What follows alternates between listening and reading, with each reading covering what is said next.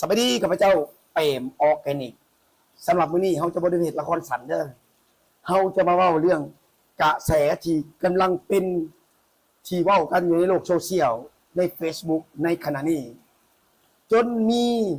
นักยูทูบเบอร์คนดังเนาะแต่ว่าคนดังเนาะเพราะว่า2-3 อาทิตย์ที่ผ่านมาเห็นเราเต็ม Facebook ที่มีคนแชร์เนาะเพราะว่าเรื่องนี้คือปักเซ่เนาะเขา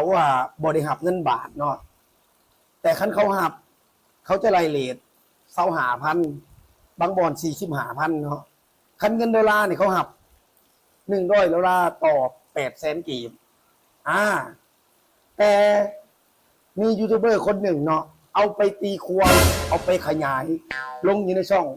YouTube ของเราเนาะแล้ววันอะไรนั่นไปฟังกันคนลาวเฮสนั่นล่าสุดคนลาวทำได้แล้ว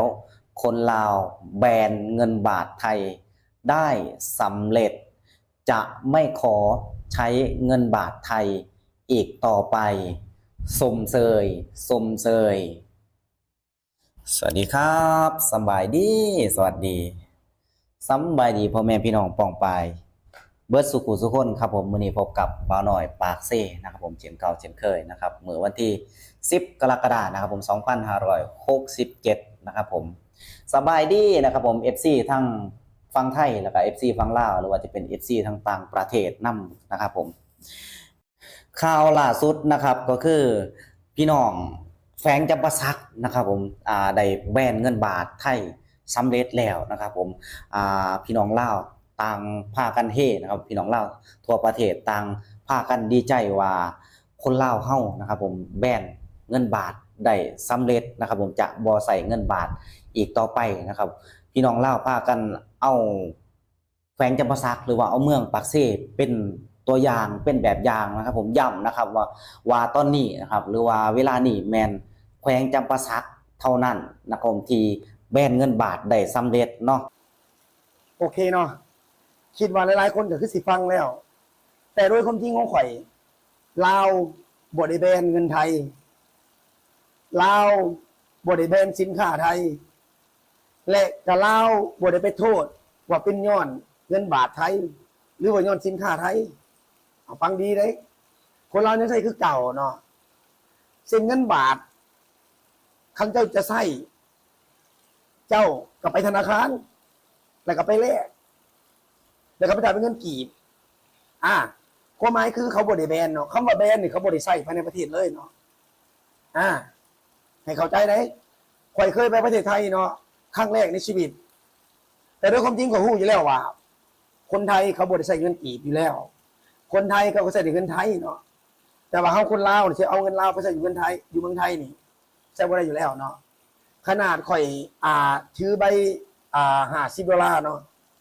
ข่อยเข้าห้างเซเว่นครั้งแรกในชีวิตเขาจ่ายเป็นเงินดอลลาร์เนาะเขาบอกว่าขอโทษนะคะที่นี่ไม่รับเงินสกุลต่างชาติรับแต่เงินบาทค่ะนี่ข่อยมักขนาดมักแห้งอีหลีจะรู้ว่าเป็นยังไทยจึงแบบว่ามีบทบาทเศรษฐกิจที่ดีย้อนว่าเขายกสูงเงินบาทเขาและกับกันลาวเฮาก็อยากยกสูงเงินกีบให้แข็งค่าเท่ากับเงินตาต่างประเทศเผอิญปัดยูทูบเบอร์คนนี้ใส่คำเว้าที่เขาห้องหยังบ่ถูกต้องและลักษณะเว้านี่คือเย้ยแล้วก็เว้าลักษณะเป็นอวยเนาะให้คนเข้ามาเบิ่งขนาดหน้าปกคลิปของเรานะข่อยไปเบิ่งแล้วข่อยรู้สึกแบบโอ้ตายทุกอย่างละจิ๊บแขวแมงบ่สินะทุกอย่างละจิ๊บแขวแมงข่อยเบิ่งคักแล้วโอ้ยลาวบ่ได้แบนเนาะนี่ข่อยเฮาก็ออกมาในหมู่ของคนไทยนี่ยังหัวขวัญกันอยู่ข่อยเบิ่งคลิปของลาวเนาะเราว่ายูทูบเบอร์คนนี้เขาอยู่เมืองไทยมากอยู่มานานละลักษณะแบบนี้นะเขาก็เลยแบบทำคลิปกระแสเพราะว่าคนไทยเขาชอบดูคลิปกระแสพอเวลาทำคลิปแบบนี้คนเขาจะมาดูเยอะเวลามาดูเยอะปุ๊บคลิปของเขามันจะ ดันออกไป แล้วทำให้คนผ่านมาแล้วได้เห็นอันนี้ขอโทษเด้อสอนคำเว้าหมู่ข่อยจะเป็นคนไทย แล้วก็เบื้องหลังยูทูบเบอร์คนนี้ผมธรรมดาเด้โอ้ดังเราเป็นคนดังเด้พอกันยังแปลกใจอยู่ว่าเราหาเห็ดเวียก1 เดือน ที่ว่าเราเห็ดคลิปที่ผ่านมาเนาะ1 เดือน เท่ากับพนักงานหลัดตะกอนอยู่แล้ว1 ปี อยากถามมาเราเห็ดเวียกอีสังอันนี้ขอยก็ดีใจเนาะสมเสยที่ว่าเราเห็ดเวียกแต่ว่าตั้งใจเห็ดเวียกกันนะ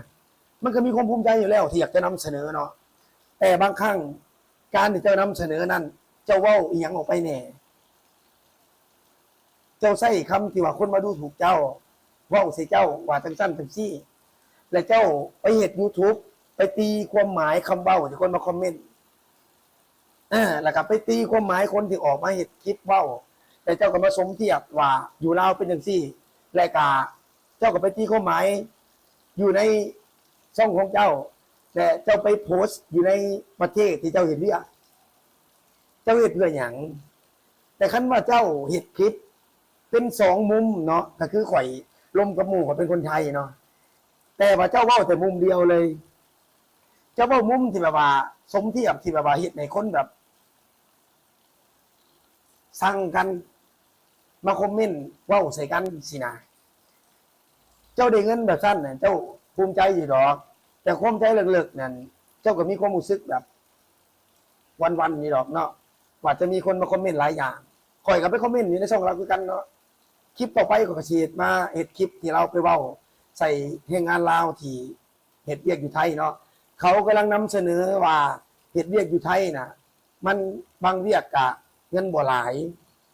เนาะผู้ใดได้เงินหลายก็ดีไปเนาะเพราะว่าอยู่ไทยก็ต้องมีค่ากินค่าอยู่ค่าเดินทางค่าเฮ็ดเอกสารหลายๆแนวเนา